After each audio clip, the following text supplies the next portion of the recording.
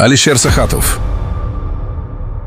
39-летний туркменский блогер, отец 4 детей и муж, который жил в Турции и открыто говорил о том, что многие боялись произнести вслух.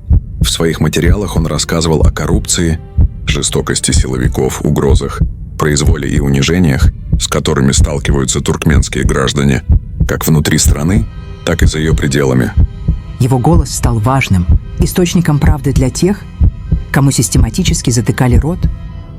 28 апреля 2025 года Алишер был задержан турецкой полицией в городе Синоп. Его перевезли в депортационный центр в Анкаре, затем в Эдирне.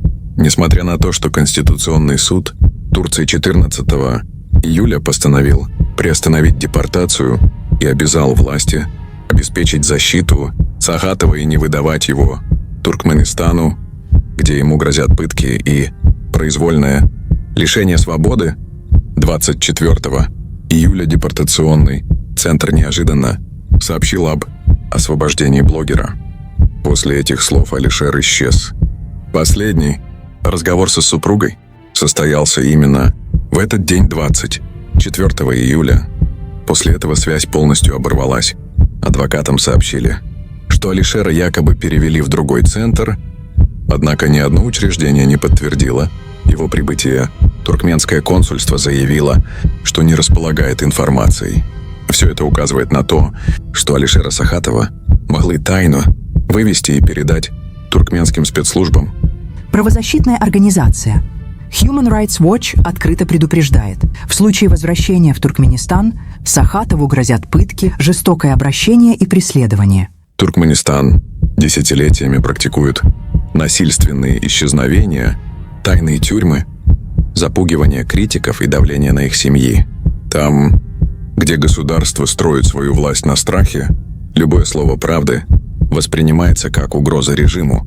Алишер говорил честно, он не скрывался. Он открыто рассказывал о проблемах своего народа. Именно поэтому он стал мишенью. Сегодня его судьба неизвестна, а его семья, жена и 4 детей, живущие в Турции, каждый день ждут новостей, каждый день надеются услышать его голос, каждый день живут в тревоге и растерянности, не зная, что с ним произошло. История Алишера Сахатова – это не личная трагедия одной семьи. Это отражение системы, которая годами уничтожает инакомыслие, преследует своих граждан за пределами страны и делает все, чтобы ни одна критика не прозвучала вслух. Это часть той самой политики подавления, которая ломает судьбы людей и превращает борьбу за права в опасное преступление. Но имя Алишера не исчезнет, и его история не будет забыта. Мемориал уничтоженных судеб хранит память о тех, чьи жизни и судьбы были разрушены беззаконием, и напоминает миру о цене, которую платят люди за то, что осмеливаются говорить правду.